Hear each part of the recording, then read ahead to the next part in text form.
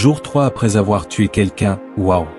Voilà Sierra Alcette et son copain Aaron Guerrero en train de rigoler alors qu'ils sont en fuite après un crime horrible commis quelques jours plus tôt. En 2021, Sierra, 16 ans, commence à sortir avec Aaron, 18 ans, mais très vite ça part en vrille. Ses parents, même séparés, sont d'accord sur un point, elle doit le quitter. Elle leur dit que c'est fait, mais quelques semaines plus tard, son père Daniel disparaît. Il ne va plus au travail, ne répond plus au téléphone. Sa mère signale sa disparition en disant que quelque chose ne va vraiment pas. Des amis vont chez lui pour vérifier, et là, choc total, ils découvrent son corps dans le garage. Daniel a été tué à l'arme blanche puis partiellement brûlé. Sa voiture a disparu, tout comme sa fille Sierra. La police enquête et tombe sur des images de vidéosurveillance où Sierra et Aaron achètent une scie circulaire, de l'essence, de la javel, des gants, tout ce qui a servi au crime. Même si tout s'est passé à Las Vegas, ils avaient fui jusqu'à l'Utah. Ils utilisaient la carte bancaire du père, ce qui a permis de les retrouver. Et pendant leur fuite, ils ont filmé une vidéo où ils rigolent de ce qu'ils ont fait, jour 3 après avoir tué quelqu'un, waouh. Quand tu sais que Daniel a reçu plus de 70 coups de couteau, cette vidéo devient encore plus glaçante. Ils sont arrêtés, plaident coupables pour meurtre, incendie et vol. Aaron s'excuse au tribunal, Sierra ne montre aucun remords. Mais un autre duo encore plus flippant, c'est Travis O'Brien et Nicole Jackson. En 2021, Travis a 12 ans, Nicole 14. Ils vivent dans un centre pour jeunes en difficulté. Un jour, ils s'introduisent dans une maison voisine et tombent sur des armes, fusil à pompe, AK-47, pistolet. Ils prennent tout et sortent. Quand la police arrive, Nicole dit qu'elle va faire comme dans GTA.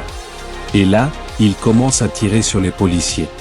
Les flics se mettent à couvert et hésitent à riposter vu que ce sont des enfants. Pendant 30 minutes, c'est un vrai échange de tirs. Finalement, Travis sort les mains en l'air et se rend. Le plus choquant, c'est qu'il reste super calme quand on lui lit ses accusations, comme un élève convoqué chez le directeur. En 2023, il est condamné à 8 ans de prison, Nicole prend 20 ans. Mais même eux, c'est rien comparé à Willard Miller et Jeremy Goodale. En 2022, ces deux ados de 16 ans reçoivent une mauvaise note en espagnol. Leur réaction ? Ils décident de tuer leur prof. Ils l'attendent dans un parc et l'attaquent avec une batte de baseball, puis cachent le corps avec une brouette. Le pire, c'est qu'ils ont tout planifié sur Snapchat. Au tribunal, ils expliquent qu'ils voulaient améliorer leur moyenne pour entrer à l'université, aucun remords. Résultat, 35 ans à perpétuité pour l'un, 25 ans pour l'autre.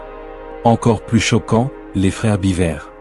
En 2015, Robert, 19 ans, et Michael, 17 ans, veulent devenir célèbres en devenant des tueurs. Ils passent à l'acte et s'attaquent à toute leur famille, tuent leur mère, leur père, seuls 2 de leurs frères et sœurs survivent. Ils sont arrêtés et condamnés à perpétuité. Même en prison, Robert tente de tuer un gardien.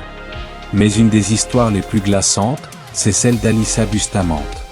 Tout le monde la voyait comme une ado normale jusqu'au jour, à 15 ans, elle attire sa voisine de 9 ans dans les bois et la tue. Quand la police lui demande pourquoi, elle répond que c'était pour le frisson. Sur ses réseaux, elle disait même que tuer faisait partie de ses hobbies. Dans son journal, elle écrit qu'elle vient de tuer quelqu'un et qu'elle ne sait pas quoi ressentir. Elle est jugée comme une adulte et condamnée à 60 ans. Autre cas glaçant, Evenly Arroyo. À 15 ans, elle tue la compagne de son grand-oncle avec des ciseaux pendant que le petit-fils de la victime joue à côté sans rien savoir. Elle tente de mentir à la police, mais des caméras la trahissent. Au tribunal, elle sourit, aucun remords. Encore plus jeune, Eric Smith. En 1993, à 13 ans, il attire un enfant de 4 ans dans les bois et le tue avec une pierre. Il avoue à sa mère une semaine plus tard.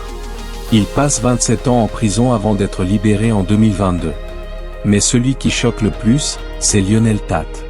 À 13 ans, il garde sa cousine de 6 ans. Après avoir regardé du catch, il essaie de reproduire les prises sur elle, ça tourne mal, elle meurt. Il est condamné à perpétuité sans libération possible, puis libéré avant de retourner en prison pour braquage. Aujourd'hui, il est toujours derrière les barreaux. Dernier cas, Corey Smith. En 2011, sa photo d'arrestation devient virale. Tout le monde pense que c'est un enfant, mais en réalité il a 29 ans. Alors dis-moi, est-ce que des mineurs devraient être condamnés à vie? Dis-moi ce que t'en penses en commentaire et regarde la prochaine vidéo.